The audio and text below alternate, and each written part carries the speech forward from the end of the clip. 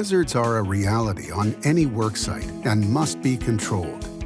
Two types of documents, often found in your safety manual, work as administrative controls to help mitigate hazards. These documents are called Safe Work Practices and Safe Job Procedures. Both documents may be created by managers, supervisors and workers, or people familiar with the task. Although the documents seem similar, they do have some differences. Think of a safe work practice as overall expectations or precautions to consider before carrying out any task. A safe job procedure, on the other hand, lays out what steps you take to safely perform a specific job or task.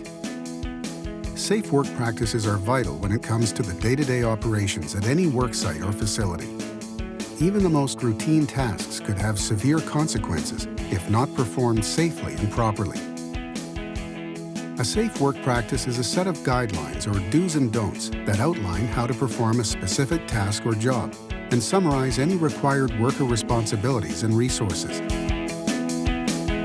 These practices are developed to ensure there is minimal risk to people, equipment, materials, and the environment. This information is then made available to all of the workforce. Generally speaking, references to safe work practices are made during orientations or safety meetings, whereas safe job procedures are often used for new workers who will be performing a high-hazard task. They are also used to assess worker competence.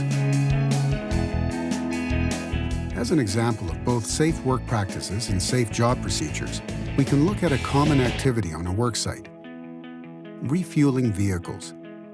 A safe work practice for refueling vehicles includes materials and tools required and the do's and don'ts of that activity.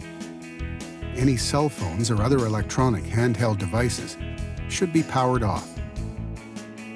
Confirm that a pre-shift inspection of all the fueling equipment has been performed. All tools and equipment should be inspected before starting work.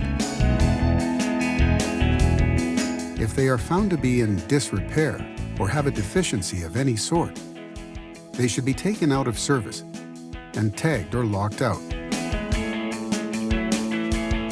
Stretching, bending, reaching, or lifting are some common actions you may have to do during your workday. Always be aware of ergonomic hazards and use proper body positioning and lifting techniques while performing your duties. Extra caution should be taken when refueling to avoid any spillage on the equipment or on the ground. Any spills that do occur should be reported to management.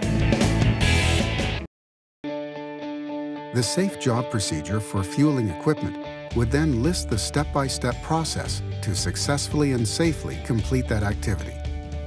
The first step is to park the equipment parallel to the fuel tank. The equipment must be turned off, and no one should remain inside the vehicle while it's refueling. With the vehicle securely in place, attach the ground cable, if applicable. Remove the gas cap. At this point, the pump can be turned on,